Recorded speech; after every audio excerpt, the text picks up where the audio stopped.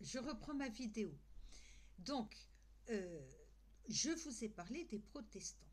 Pourquoi, à votre avis?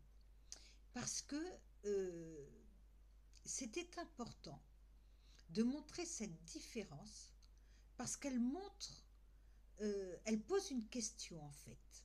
C'est de savoir si le Christ a institué lui-même les sacrements ou pas. Est-ce que c'est lui-même qui a institué les sacrements? Alors les protestants, ils se basent uniquement sur les écritures explicites. L'implicite, c'est ce qui n'est pas dit. L'explicite, c'est ce qui est prouvé, montré. Et donc les protestants, ils se basent sur les écritures explicites. Par exemple, ils sont d'accord pour le baptême. Ils reconnaissent le baptême comme un sacrement.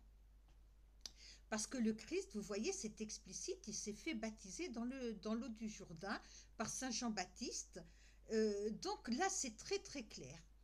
Eh bien, l'Église, elle s'appuie sur les Écritures explicites, mais elle s'appuie aussi sur un implicite. C'est quelque chose qui n'est pas dit de façon montrée du doigt, si vous voulez, mais c'est quelque chose qui transpire de toute l'attitude, de tout ce que le Christ nous a indiqué et dit au cours de sa vie. Donc, les sacrements, dans l'Église catholique, ils sont basés sur les Écritures, sur le témoignage et l'exemple direct du Christ, mais aussi sur la tradition de l'Église. Et à ce propos, n'oubliez pas les enfants que le Christ a dit à Simon, tu es désormais tu t'appelleras Pierre, et sur cette pierre je bâtirai mon Église. Donc tout ce qui vient de l'Église, qui est défini par le dogme, c'est-à-dire qui est directement inspiré par l'Esprit Saint, parce que vous savez que l'Église, elle est accompagnée par l'Esprit Saint tout le temps. Et quand l'Église définit un dogme, elle veut dire par là qu'elle affirme une vérité de la foi qui est inspirée par l'Esprit Saint, parce que l'Esprit Saint est vraiment là et il nous guide. Le Christ, il ne nous a pas laissés tout seuls, il n'a pas dit, pof, allez, hop, voilà une église, débrouille-toi. Est-ce que vous croyez que c'est dans la démarche du Christ qui nous aime tellement, qui nous aurait laissés tout seuls, abandonnés sur terre jusqu'à ce qu'on meure pour le retrouver? Jamais il aurait fait ça. Jamais le Christ aurait fait une chose pareille. Donc il nous a envoyé l'Esprit Saint. Et l'Esprit Saint nous conduit, il nous tient par la main et il nous amène jusqu'au seuil du paradis et de la vie éternelle. Donc les protestants, ils ne s'appuient que sur l'écriture explicite, il faut que tout soit dit. Mais l'Église, non. Puis il y a autre chose aussi. C'est que vous voyez, l'Église, on dit qu'elle est servante de Dieu. Mais l'Église, oui, on est les servants de Dieu, on est là pour le servir. Mais pas que ça. L'Église, elle est aussi l'épouse du Christ. Vous savez, dans le terme épouse, il faut le comprendre dans l'idée d'une communion, d'une intimité, d'une union d'amour. Eh bien, l'Église est l'épouse du Christ et elle est son amie. Et à ce titre, quand on aime les gens, est-ce qu'on les maintient en prison? Pas du tout. Eh bien, l'Église, elle a une vraie liberté. Et moi, j'aime le Christ aussi, parce il a toujours voulu respecter cette liberté fondamentale en l'homme. Je vous avais déjà expliqué qu'il aurait pu faire des marionnettes, hein, qui soient là que pour l'adorer, le louer, le servir. Non, il a voulu être désiré. Il a toujours respecté cette liberté de l'homme. Eh bien, il a aussi donné une grande liberté à son Église par rapport au sacrement. Par exemple, euh, pour le baptême, on a dans les évangiles la présence de l'eau, hein, pour baptiser, on l'a vu. Et puis, la parole, eh bien le Christ a laissé la liberté à son Église de pouvoir dire les paroles qu'elle souhaitait. Donc l'Église a beaucoup réfléchi, hein, les papes, les théologiens, les évêques, les archevêques, tous ceux qui font partie de l'Église. Et elle a défini, il y a deux paroles possibles. On peut dire je te baptise au nom du Père, du Fils ou du Saint-Esprit, mais on peut dire aussi je te baptise au nom du Christ, tout simplement. Et puis avant, au Moyen Âge, je vous l'ai expliqué, et puis jusqu'au 18e, 19e siècle, on baptisait les enfants, on les trempait complètement dans l'eau. Certaines églises, comme l'église orthodoxe, continuent cette tradition. Nous, maintenant, en Europe, on verse juste un peu d'eau sur le front. Donc vous voyez qu'on a quand même une forme de liberté. Alors l'Eucharistie, par exemple, au niveau des sacrements, l'Eucharistie, c'est très simple, hein. La matière, c'était le pain, hein, le pain sans levain, donc ça, on l'a respecté. Puis les paroles du Christ, eh bien, elles ont été dites. Donc l'Église a repris les paroles du Christ, exactement les mêmes. Et donc là, il n'y a eu aucune difficulté parce que toutes les indications nous étaient données. Après, il y a d'autres sacrements. Alors, est-ce que j'ai des exemples? Parce que je note toujours plein d'exemples, mais en fait, j'ai tellement de feuilles, j'ai tellement de bazar autour de moi que j'arrive jamais à les retrouver. Est-ce que j'ai des exemples? Euh, Oui, non, je vois pas. Ah oui, il faut que je vous raconte ça aussi. C'est très drôle. Vous savez, pour l'Eucharistie, on a le pain sans levain, donc l'hostie, puis on a les paroles du Christ. Donc ça, on l'a respecté intégralement. Mais en fait, il y avait quand même une chose qui n'allait pas trop. C'est que le Christ, il a institué l'Eucharistie au cours d'un repas. Vous savez, c'est la scène. Le jeudi saint, il a fait ce grand repas avec tous ses apôtres autour de lui. Et donc, dans les premiers temps de l'Église, eh ben, imaginez-vous que l'Eucharistie était distribuée au cours d'un repas. Et puis, au bout d'un moment, c'est devenu vraiment le bazar.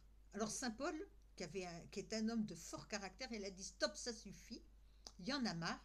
Parce que les gens, alors il y avait des grands repas, et puis les gens, ils ne savaient plus faire la distinction entre l'Eucharistie, donc ce pain consacré, et puis ce qu'ils étaient en train de manger. Donc c'était vraiment le bazar. Donc Saint Paul a donné une forme beaucoup plus solennelle. Et c'est devenu, l'Eucharistie, c'est au fil de l'Église, ça a été distribué au cours d'une cérémonie religieuse et puis au cours de la messe.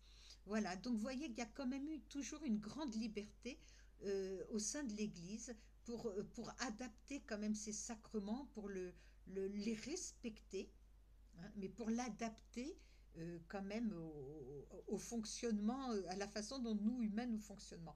Alors pour la confirmation et le sacrement des malades, eh bien, on est parti de cette parole de Saint Jacques qui disait, si vous imposez les mains à un malade, alors là c'est pour le sacrement des malades, si vous imposez les mains à un malade, eh bien, si Dieu le veut, il sera guéri. Mais il n'a pas donné les paroles qu'il fallait dire. Alors pour la confirmation et pour l'onction des malades, nous avons cette imposition des mains. Et puis les paroles, elles ont été trouvées, dites et définies par l'Église. Alors maintenant, bien sûr, nos évêques, nos prêtres respectent ces paroles puisqu'ils font partie de l'Église. Et éclairés toujours par l'Esprit Saint, on a trouvé des paroles adaptées au sacrement pour pouvoir les dire à ce moment-là. Mais il y a toujours ce respect de la matière, que ce soit l'eau, l'hostie, vous savez que c'est les remords qui servent pour la confession, l'huile sainte pour la confirmation, je ne vous dis pas le reste parce que vous devez le trouver, c'est votre travail, qui permettent, ça plus les paroles qui ont été définies de l'Église, qui donnent sa validité au sacrement. En fait, ce qui compte, c'est que il faut que l'intention paraisse très clairement à travers les deux éléments de la parole qui est dite et de la matière qui est utilisée pour que l'Esprit Saint vienne réaliser ce qui est demandé. Voilà. Si on respecte ça, l'Esprit Saint vient et réalise vraiment ce qui est demandé. Alors, pour pouvoir accéder à tous les sacrements, il faut que se fasse une chose qui est essentielle, c'est le baptême. C'est très logique. S'il n'y a pas de baptême, on ne peut pas avoir accès aux autres sacrements. Pourquoi? Parce que le baptême, c'est Dieu qui vient en nous. C'est-à-dire qu'avant de grandir avec lui, avant de lui demander pardon, avant de lui faire une promesse de fidélité à travers le mariage ou le sacrement de l'ordre, avant de lui demander des grâces quand on est malade, etc., etc., eh bien, il faut qu'il vienne en nous. Rien ne peut se réaliser tant que Dieu ne vient pas manifester sa présence en nous. C'est pour ça que le baptême, la seule condition pour accéder au sacrement, c'est de réaliser le premier sacrement qui est celui du baptême. Voilà, qu'est-ce que je voulais vous dire d'autre? Je vais regarder. Voilà, le baptême, c'est ce qui nous donne l'accès à Dieu. Le baptême, c'est la porte d'entrée pour recevoir tous les autres sacrements. Et c'est très logique. C'est le baptême qui nous permet d'accéder à Dieu. Donc il est premier et il est vital, il est fondamental, le baptême. Ce que je voulais vous dire d'autre. Ah, alors, c'est quelque chose d'assez délicat, mais je pense qu'il faut que je vous en parle. Est-ce que après, une fois qu'on a baptisé, on a un accès libre tout le temps à tous les sacrements? Et on aura fini, après on aura fait le tour de la question générale des sacrements. Alors, il y a peut-être quelque chose qui va vous choquer ou vous paraître très illogique. Si par exemple, vous avez un grand criminel qui a commis un meurtre, qui a fait des choses abominables, eh bien si ce criminel se confesse, il peut après avoir accès au sacrement. Et il peut aller par exemple communier. Mais un couple qui est marié, s'il divorce, il n'aura plus accès à la communion. L'Église lui demande de ne plus aller communier. Alors pourquoi? Ça peut paraître très choquant. Ça peut paraître d'autant plus choquant que souvent dans les divorces, vous allez avoir une vraie victime, c'est-à-dire quelqu'un qui est abandonné par un conjoint, qui s'en va, qui est infidèle, qui rencontre une autre femme, un homme. Vous voyez, il ne faut pas oublier ça, que dans les divorcés, vous avez très souvent des victimes, ou une femme qui s'est mal mariée et qui a été battue par son conjoint et qui ne peut plus vivre avec lui. Donc elle s'en va. Alors l'Église est très humaine, beaucoup plus qu'on ne, qu'on ne veut le dire, surtout dans les médias. Les médias ne sont pas tendres avec les chrétiens, ne l'oubliez pas. Euh, En fait, l'Église comprend ce genre de situation. Elle le comprend très bien, puisqu'elle l'autorise.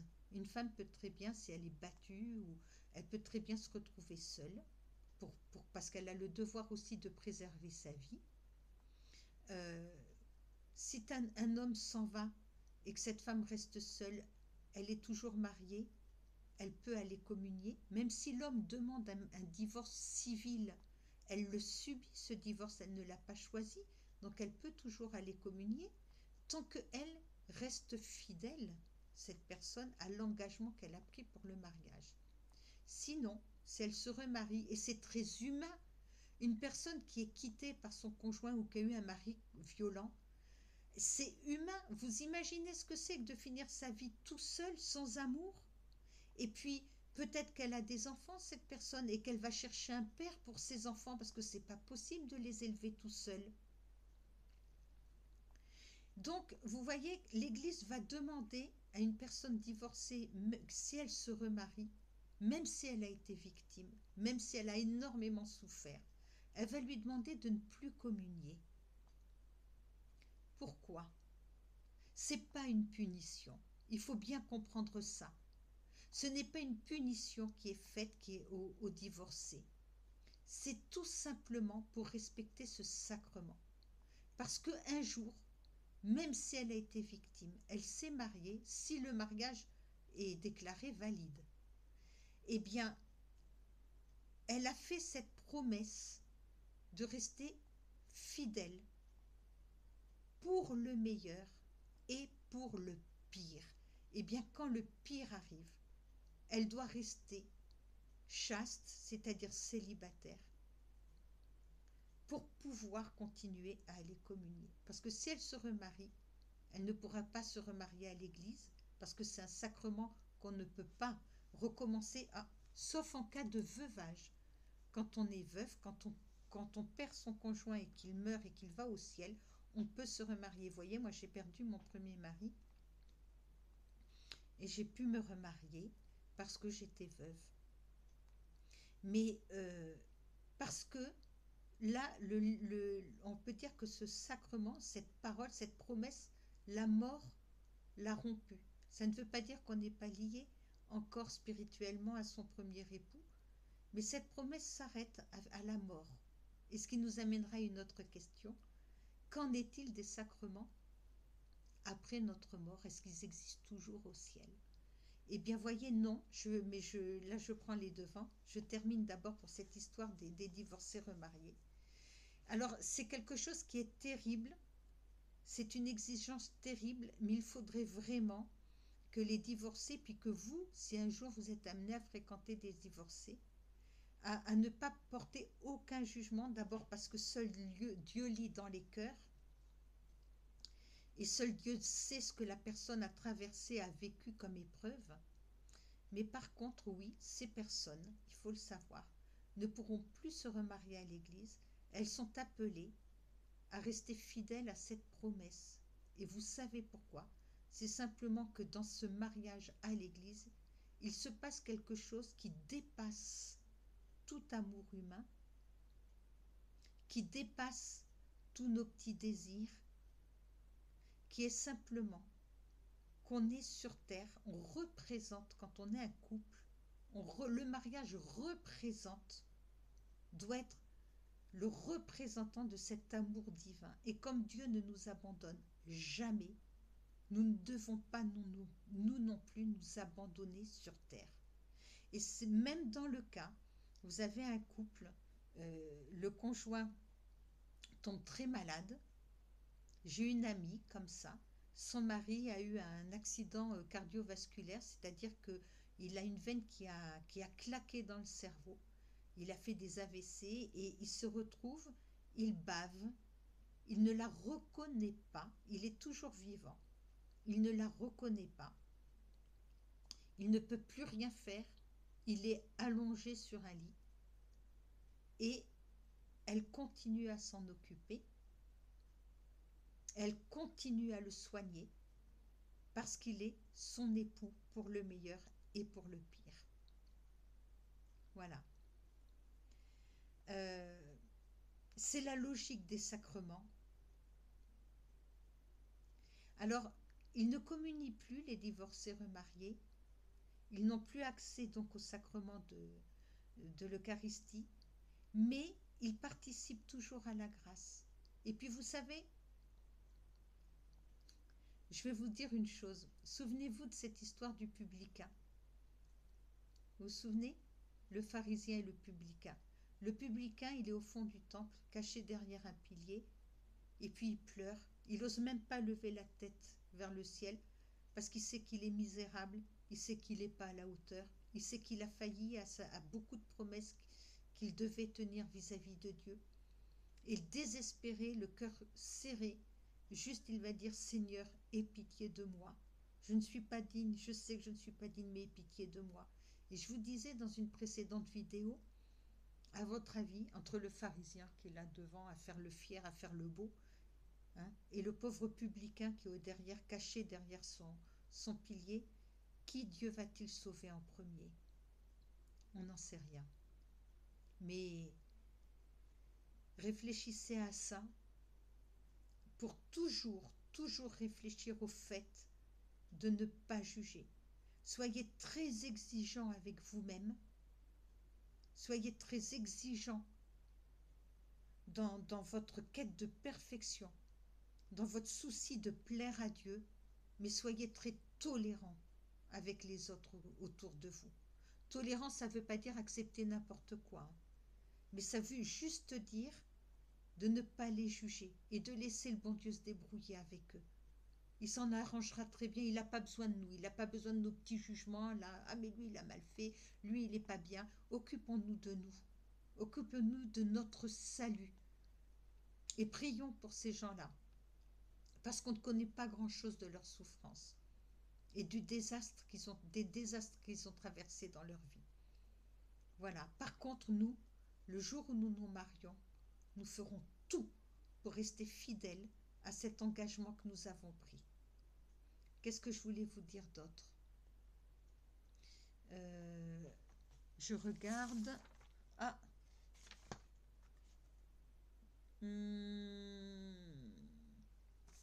Oh là là, regardez, j'ai des papiers partout. Ah, c'est la confirmation. Voilà. Alors, juste une dernière chose pour finir sur les sacrements. C'est la question sur laquelle à laquelle je voulais vous amener par rapport au veuvage. Vous savez, quand je vous ai dit quand on était veuf, on pouvait se remarier. Ça nous fait poser cette question et on aura vraiment fait le tour. Les sacrements seront-ils toujours là dans l'éternité? Alors, est-ce qu'on aura besoin des sacrements au ciel? Eh non, on n'en aura pas besoin. Pourquoi? Parce que là, sur Terre, on a besoin de concret. On a besoin d'être encore guidé, tenu dans la main. Mais une fois qu'on meurt, qu'est-ce qui se passe au ciel? On a le Christ devant nous. Et le Christ, il réunit avec lui, en lui-même, tous les sacrements. On l'aura directement face à nous. On n'aura plus besoin d'être aidé. On aura juste à se jeter dans ses bras et à être cajolé par lui et à être aimé par lui et par vouloir tout faire pour le rendre encore plus heureux. Le Christ est à lui-même la somme, l'addition de tous les sacrements. Donc les sacrements disparaissent avec notre mort. Ils sont remplacés par la plénitude de tous les sacrements en voyant directement le Christ. J'avais noté cette phrase parce que je la trouvais belle. Le Christ, c'est le sacrement plénier. Voilà. Et puis, on n'aura plus besoin de communier parce qu'on sera en totale communion avec lui. Et puis, on sera dans une béatitude éternelle. Et c'est chouette de finir la vidéo là-dessus. La béatitude, qu'est-ce que c'est que la béatitude éternelle? La béatitude, plus aucune souffrance. Une vie qui surgit en nous, une pulsion de vie qui est tout le temps en nous, faite de joie. On aura plein d'activités, mais ça je vous en parlerai dans une vidéo ultérieure. Voilà ce qui nous attend. Non, on n'aura plus besoin d'avoir des sacrements au ciel puisqu'on aura le Christ en face de nous. Voilà, j'ai fini pour les sacrements, les enfants. La prochaine vidéo, on va commencer à travailler sur la confirmation. Il y a 3 vidéos sur la confirmation. Et ensuite, il me tarde, je vous parlerai de la sainteté. Voilà, je vous embrasse tous très fort. J'espère que vous avez commencé à faire votre petit travail. Il n'est pas petit, c'est quand même un travail sérieux que je vous ai donné. Donc faites-le bien. Et puis pour ceux qui auraient juste un tout petit peu de temps en plus, qu'est-ce que je pourrais vous demander de me faire? Je ne vais pas être vache, je vais vous donner un petit travail tranquille. Bah tiens, pour préparer la confirmation, je voudrais que vous réfléchissiez sur le sacrement de la confirmation. Je voudrais que vous me lisiez dans le cahier bleu. Alors, je ne sais pas quelle page c'est. Vous avez le chapitre sur les sacrements et ensuite, vous avez le baptême, la communion, etc. Et vous arrivez au chapitre de la confirmation. Eh bien, pour la prochaine vidéo, essayez de lire cette leçon. Ça nous avancera bien quand même. Je vous embrasse tous très très fort. Et puis, je vous dis à la prochaine. Je vous embrasse.